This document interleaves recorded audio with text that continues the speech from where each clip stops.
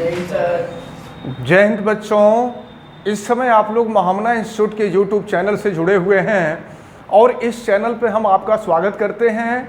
आज हम लोग क्लास 10 सीबीएसई बोर्ड फिजिक्स के अंतर्गत लॉज ऑफ रिफ्रैक्शन पढ़ेंगे।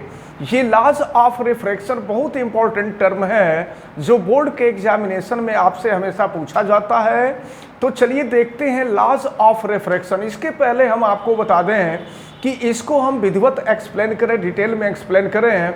इसके पहले आप वीडियो को लाइक करें, चैनल को सब्सक्राइब नहीं किए हैं तो चैनल को सब्सक्राइब भी कर लें, बेल आइकन को प्रेस करें और अगर किसी प्रकार की कोई दिक्कत समझ में आती है तो आप कमेंट करके हमें बतावें। तो चलिए शुरू करते हैं हम लॉज ऑफ रिफ्रैक्शन। और लॉज ऑफ रिफ्रैक्शन को जानने से पहले कुछ छोटी छोटी चीज़ें जिनको हम पिछली वीडियो में बताए थे आज फिर से रिपीट कर देते हैं। ये है सोर्स ऑफ लाइट और सोर्स ऑफ लाइट से ये लाइट रेज आ रही है जिस लाइट रेज को हम इंसिडेंट रेज कहते हैं।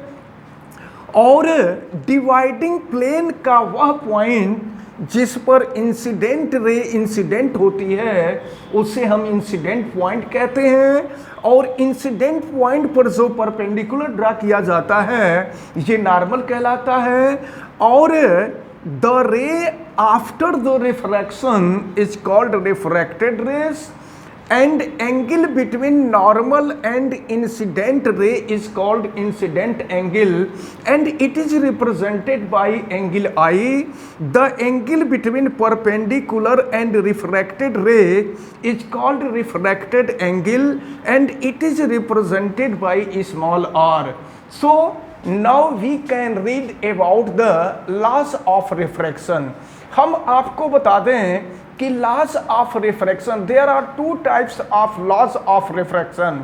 लॉज ऑफ रिफ्रैक्शन के दो टाइप होते हैं और ये दोनों काफ़ी इंपॉर्टेंट हैं। इनके बारे में हम लोग देखें तो फर्स्ट लॉ क्या होता है। फर्स्ट लॉ हम लोग समझें। देखें first law, the incident raise. First law of refraction हम आपको बताने जा रहे हैं। The incident raise and refracted rays and normal at the incident point all are in the same plane. This is the first law of refraction. तो अब हम देखते हैं सेकेंड लॉ ऑफ रिफ्रैक्शन। तो सेकेंड लॉ ऑफ रिफ्रैक्शन बहुत ही important है। Second law of refraction is given by the great scientist Snell. Hence second law of refraction is also known as Snell's law. तो second law of refraction को हम Snell's law भी कहते हैं, Snell's law. तो हम देखते हैं कि सेकेंड लॉ ऑफ रिफ्रैक्शन क्या है, इसको आप ध्यान दीजिएगा।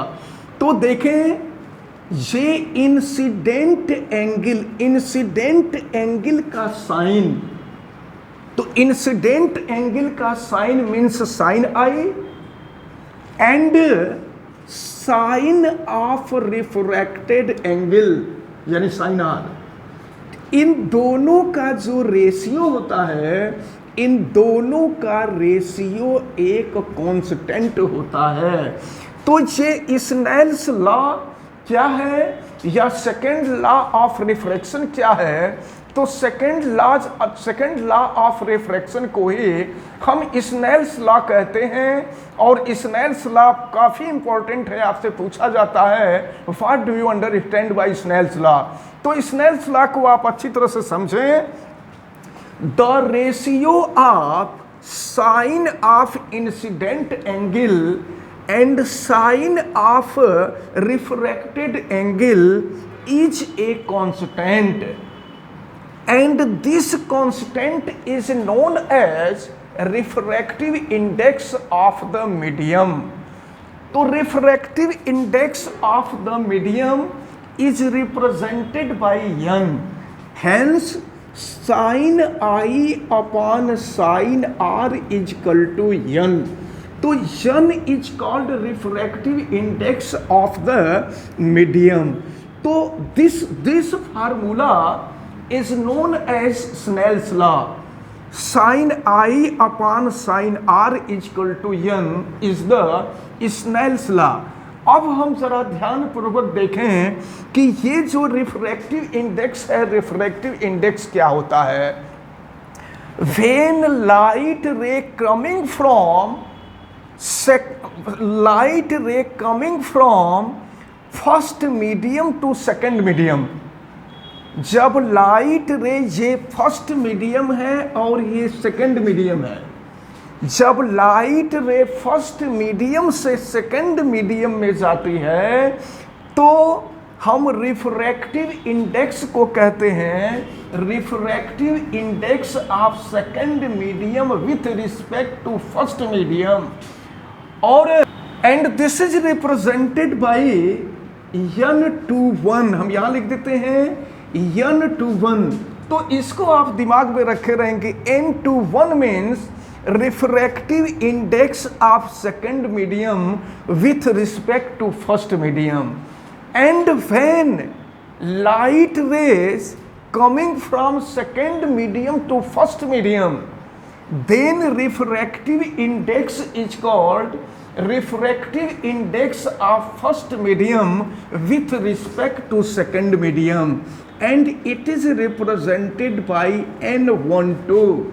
तो अब आप देख सकते हैं, हम यहां बता देते हैं कि अब when light ray coming from one medium to second medium, then sine I upon sine R is equal to n/1।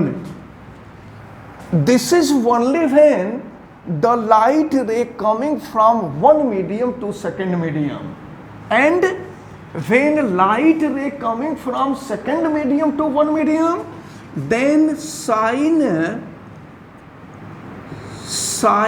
r upon sin I is equal to n/12। if we multiply both equations, अगर इन दोनों equations का हम multiply कर दें, देखिए ये लिखा गया था यहां पर sine I upon sine R is equal to n/1, और फिर अगर अपोजिट हो जाए, ये क्या था, इसमें लाइट रे फर्स्ट मीडियम से सेकंड मीडियम में जा रहे थे, अगर इसका ठीक अपोजिट हो जाए, लाइट रे सेकंड मीडियम से फर्स्ट मीडियम में जाए, तो फिर ये हो जाएगा sine R upon sine I is equal to n/12। अब ये फर्स्ट इक्वेशन है और ये सेकंड इक्वेशन, ये फर्स्ट इक्वेशन और ये सेकंड इक्वेशन, अब हम दोनों का मल्टीप्लाई कर दें। If we multiply first and second equation, left का लेफ्ट में मल्टीप्लाई कर देते हैं, राइट का राइट में मल्टीप्लाई कर देते हैं, then sine I upon sine R into sine R upon sine I is equal to n/1 into n/12। Sine R से साइन आर कैंसिल हो जाएगा, साइन आई से साइन आई कैंसिल हो जाएगा, और फिर ये हो जाएगा आपका 1 is equal to n/1 into n/12। It means ये n/12 into n/1 is equal to 1, यानी n/1 is equal to 1 upon n/12। अब इसका क्या मतलब हुआ? If n/12 are known, then we can calculate the value of n/1 by this formula। यानी second medium के respect में फर्स्ट मीडियम का रिफ्रैक्टिव इंडेक्स आपको मालूम है, तो फर्स्ट मीडियम के रिस्पेक्ट में सेकंड मीडियम का रिफ्रैक्टिव इंडेक्स आप इस फार्मूले से फाइंड कर सकते हैं। तो ये रहा लॉज ऑफ रिफ्रैक्शन, और हमें उम्मीद है कि ये लॉज ऑफ रिफ्रैक्शन आपको अच्छी तरह से समझ में आया होगा। तो आज के लिए हम इतना ही रहने देते हैं। वीडियो अगर आप लाइक नहीं किए हैं तो वीडियो को लाइक भी करें, चैनल सब्सक्राइब नहीं किए हैं तो चैनल को सब्सक्राइब जरूर कर लेंगे, बेल आइकन को भी आप प्रेस करेंगे, और किसी प्रकार की कोई दिक्कत होती है तो आप कमेंट भी करें। आप सबका बहुत बहुत धन्यवाद। जय हिंद।